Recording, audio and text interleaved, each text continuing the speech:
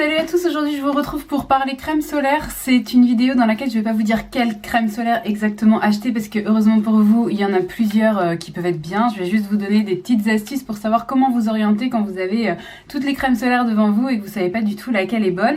Alors déjà, on a des crèmes qui sont en spray ou des crèmes qui sont vraiment, vous savez, en tube.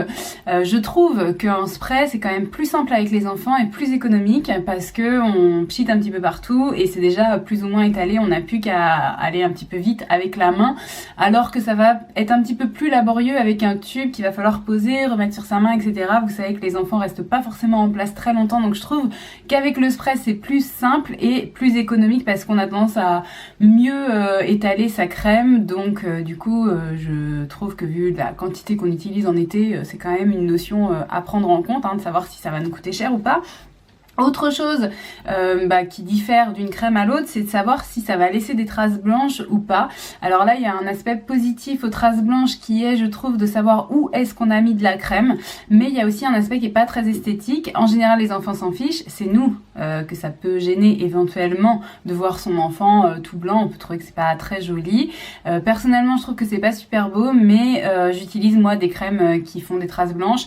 Et en général, j'ai remarqué qu'au bout d'une demi-heure à peu près, on les voit beaucoup moins, quoi. Ça devient effectivement, il y a toujours une espèce de filtre dessus, la peau qui reste blanc, mais ça fait pas blanc clown, quoi. Donc du coup je trouve que c'est assez acceptable même en termes esthétiques, mais ça c'est chacun qui voit.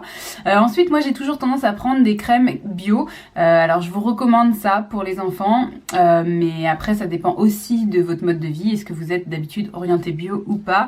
Ce qu'il faut savoir quand même, c'est que dans les crèmes bio il y a moins de composés qui sont indésirables que dans les crèmes non bio.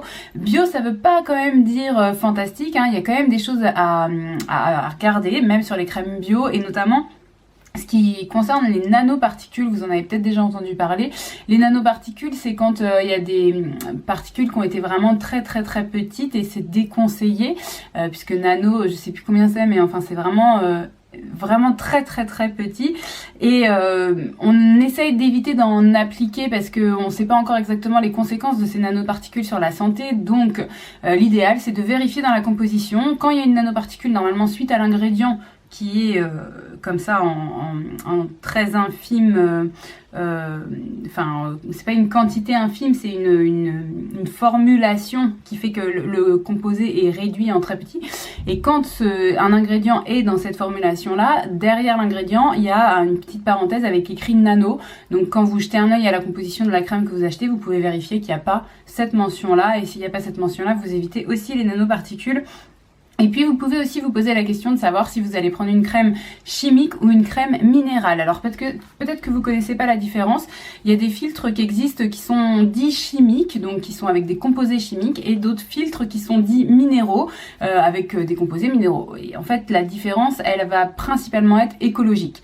Elle va aussi être un petit peu au niveau de la santé, mais ça va surtout être vis-à-vis de l'impact sur l'environnement. Maintenant, moi je trouve que de manière générale c'est bien de privilégier les choses naturelles, donc j'ai toujours tendance à m'orienter vers les filtres minéraux. N'hésitez pas en commentaire à me dire vous ce que vous en pensez, parce qu'il y a aussi une espèce de discussion autour de la différence d'efficacité entre un filtre chimique et un filtre minéral, et personnellement je l'ai expérimenté pour avoir utilisé les deux. J'ai eu la sensation qu'avec un filtre minéral il fallait être plus prudent sur l'application, plus généreux et renouveler plus souvent l'application pour avoir une meilleure protection. Avec un filtre chimique, j'avais presque l'impression qu'il suffisait d'en mettre une fois pour que ce soit ok pour toute la journée. Avec un filtre minéral, ça me paraît pas du tout possible. Et d'ailleurs, je vous précise au passage que normalement, les dermatologues recommandent une application de crème toutes les 2 heures, mais vous pouvez tout à fait faire plus si, en fonction de ce que fait votre enfant, s'il se baigne ou s'il a la peau plus fragile, s'il a une exposition vraiment plein soleil à l'heure d'ensoleillement max, entre midi et 16h, ou s'il a des cicatrices, s'il a eu une blessure et que vous voulez pas que la blessure marque, etc. Et puis, tant que j'y suis, là, sur les petites recommandations, après l'exposition au soleil, vous pouvez aussi appliquer une crème qui soit après solaire, spécifique, ou tout simplement n'importe quelle huile. Une huile d'olive, même de cuisine, ça passe, ou sinon si vous avez ça dans votre salle de bain, une huile d'amande douce, une huile de coco, n'importe quelle huile, il y en a plein qui existent, et vous avez peut-être déjà ça chez vous. Ça permet à la peau de se régénérer, d'avoir un petit peu de gras dessus après une exposition au soleil, c'est toujours recommandé. Et puis dernier point que je voulais aborder, c'est est-ce qu'on achète, quand on a le choix entre une crème qui est étiquetée enfant ou une crème classique avec la même marque, peu près la même composition, mais voilà, qu'on ne sait pas très bien où est la différence. On voit qu'il y a une différence en plus sur le prix en général, et il y a juste cette petite mention enfant. Pourquoi? Alors en fait, c'est des crèmes qui ont des normes quand même un tout petit peu plus rigoureuses, avec notamment des choses spécifiques aux ingrédients qui pourraient être allergènes. Et donc dans les crèmes enfants, il y a moins d'ingrédients allergènes. Donc après, c'est à voir, est-ce que vous avez de base un terrain allergique ou pas du tout?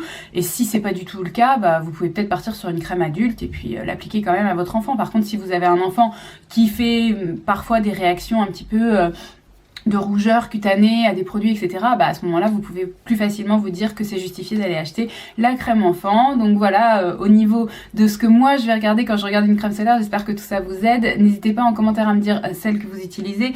Moi j'ai tendance ces dernières années, à utiliser celle-ci, c'est celle que j'achète le plus, mais c'est pas du tout la seule qui est bien, donc je ne vous recommande pas en particulier celle-ci. Je vous invite à faire les tests vous-même et à me dire justement juste en dessous ce que vous avez préféré. Ça éclairera aussi toutes les personnes qui verront cette vidéo et qui iront lire les commentaires. N'oubliez pas mon petit pouce si la vidéo vous a aidé à y voir plus clair en termes de crème solaire, et à très vite pour une prochaine vidéo.